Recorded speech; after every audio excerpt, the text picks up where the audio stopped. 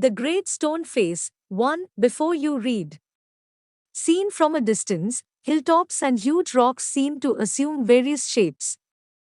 They may resemble an animal or a human figure. People attribute stories to these shapes. Some stories come true, others don't. The Great Stone Face is one such shape that reminds the inhabitants of the valley of a prophecy. What was it? Did it come true? One afternoon, when the sun was going down, a mother and her little boy sat at the door of their cottage, talking about the Great Stone Face. They had only to lift their eyes and there it was, plain to be seen, though miles away, with the sunshine brightening all its features. And what was the Great Stone Face? The Great Stone Face was a work of nature, formed on the perpendicular side of a mountain by some immense rocks, which had been thrown together so that, when viewed at a proper distance, they resembled the features of a human face. If the spectator approached too near, he lost the outline of the enormous face and could see only a heap of gigantic rocks, piled one upon another. But seen from a distance, the clouds clustering about it, the Great Stone Face seemed positively to be alive. It was the belief of many people that the valley owed much of its fertility to the benign face that was continually beaming over it. A mother and her little boy, as we said earlier, sat at the door of their cottage, gazing at the Great Stone Face and talking about it. The child's name was Ernest. "Mother," said he, while the great face smiled on him, "I wish that it could speak, for it looks so very kindly that its voice must indeed be pleasant. If I ever see a man with such a face, I should love him very much." "If an old prophecy should come to pass," answered his mother, "we may see a man sometime, with exactly such a face as that." "What prophecy do you mean, dear mother?" eagerly inquired Ernest. "Please tell me about it." So his mother told him a story that her own mother had told her, when she herself was younger than little Ernest, that, at some future day, a child should be born near here, who was destined to become the greatest and noblest person of his time, and whose face, in manhood, should bear an exact resemblance to the Great Stone Face. Many still had faith in this old prophecy, but others took it to be nothing but idle talk. At all events, the great man of the prophecy had not yet appeared. "Oh, mother," cried Ernest, clapping his hands above his head, "I do hope that I shall live to see him." His mother was an affectionate and thoughtful woman. It was proper, she thought, not to discourage the fanciful hopes of her little boy. So she said to him, "Perhaps you may." And Ernest never forgot the story that his mother told him.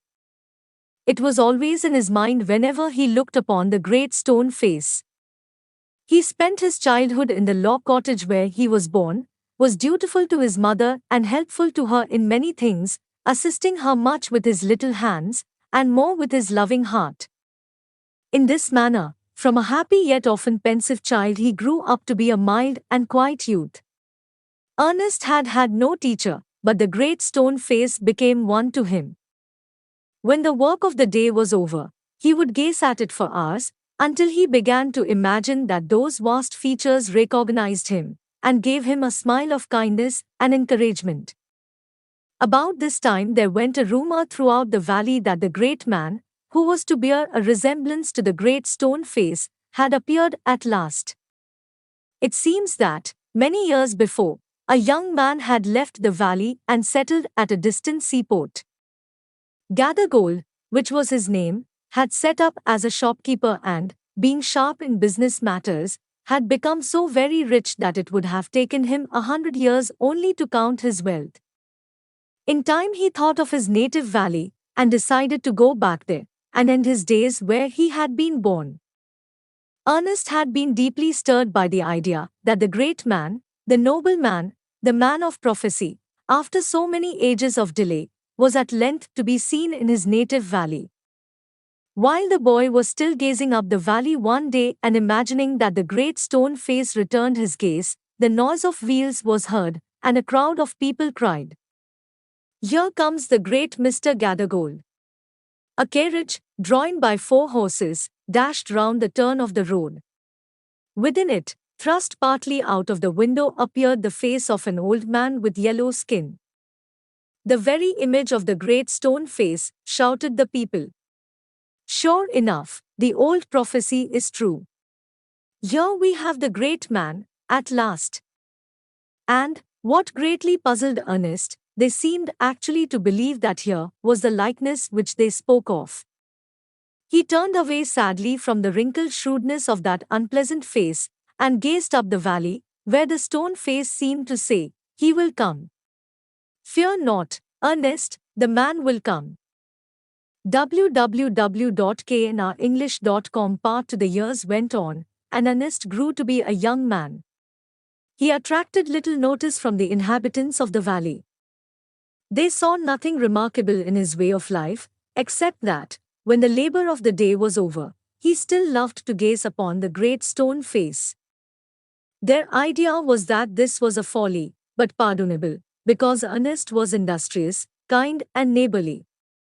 They did not know that the great stone face had become a teacher to him, and that the sentiment which was expressed in it would enlarge the young man's heart, and fill it with deeper sympathies than other hearts.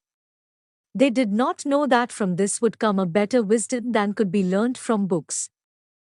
Neither did Ernest know that the thoughts which came to him so naturally, in the fields and at the fireside, were of a higher tone than those which all men shared with him. A simple soul, simple as when his mother first told him the old story, he beheld the marvelous face looking down the valley, and still wondered why its human likeness was so long in coming. By this time poor Mr. Gathergold was dead and buried. His wealth, which was the body and spirit of his existence, had disappeared before his death. Since the melting away of his gold, it had been generally agreed that there was no great likeness, after all, between the ruined merchant and the majestic face upon the mountain. It so happened that another son of the valley had become a soldier many years before. After a great deal of hard fighting, he was now a famous commander. He was known on the battlefield by the name of Blood and Thunder. Old and tired now, he had lately expressed a desire to return to his native valley. The inhabitants, his old neighbors and their grown-up children, prepared to welcome the renowned commander. It was being said that at last the likeness of the great stone face had actually appeared. Great, therefore, was the excitement throughout the valley, and many people who had never once thought of glancing at the great stone face now spent much time in gazing at it, for the sake of knowing exactly how General Blood and Thunder looked. On the day of the general's arrival, Ernest and all the other people of the valley left their work, and proceeded to the spot where a great banquet had been prepared. Soldiers stood on guard, flags waved, and the crowd roared. Ernest was standing too far back to see Blood and Thunder's face. However, he could hear several voices. "It's the same face, exactly!" cried one man, dancing for joy. www.knrenglish.com